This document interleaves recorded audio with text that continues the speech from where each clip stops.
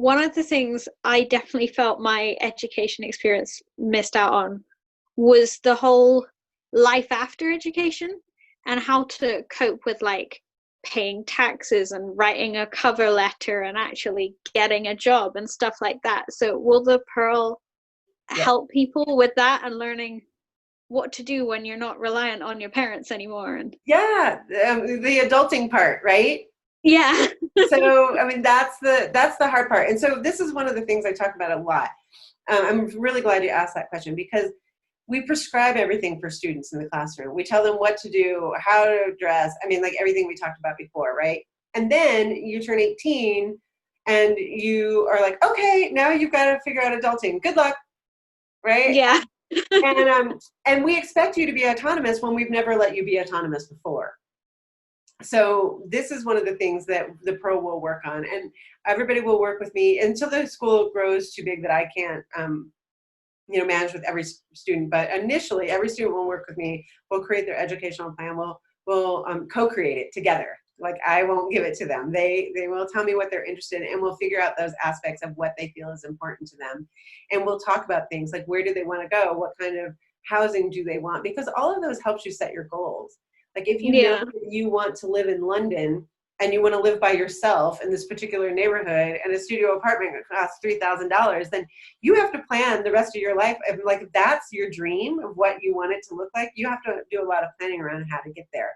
And Yeah. when you have those conversations and students start saying like, oh, okay, well, the career aspect maybe isn't as important as like manufacturing this dream that I have, that this is like, I've always wanted to live there and this is what I want to do. And then you start building your career around that. Maybe somebody else says, I know I want to be a playwright, and in order to be a playwright, I want to be in this particular, I want to be in Bristol because it's really cool and the young ones were filmed there. And but I don't mind living in a flat with 6 people as long as they're other artists, right? So then you create like, well, what do you need to make that dream and that reality happen? Because we're from Seattle, many of the students I work with, everybody wanted to be a Seahawk, right? Which is American football, if you don't know. Yeah. So they all wanted to be a Seahawk, and so then they really have to think about, like, then their educational plan has to incorporate a lot of physical fitness. It has to, they have to be really determined. What are the educational requirements, and do they need to go to college? And you kind of build that all in. And in those conversations is when you realize, like, oh, I don't know how to do a cover letter. Like, how would I even, find a mentor? What would that look like? So mentoring is a big part of the Pearl as well. We want to help students build what is called social capital. And that is, we know that most people get their first jobs because of people they know. It really helps to, oh, my auntie knows this person, or I have a cousin that works in, this firm, and we're going to connect you. And not everybody has those relationships, so we want to help them build that. And part of it is, if someone says they want to be an English lit professor, then throughout their program, we're like, okay, well, do you know any? No, I've never met one. Okay, so who can we connect you with that you can talk about what that looks like, and what different pathways do people take to get there? Cool.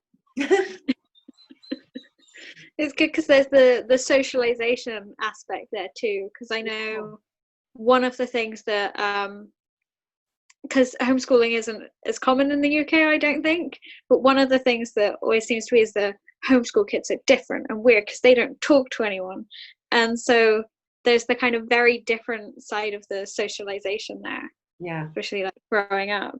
Well, and I think the homeschool, I mean, that's kind of a myth too, because especially now with social media, a homeschool, kids are talking to everybody online just like everybody else is. And a lot of homeschools have co-ops where they meet with other kids and get to know people that way. They can still be in sports or gymnastics or, plays. But I think that's one of the interesting things. But to your point, the Pearl, we have those natural frameworks built in where building relationships are really important.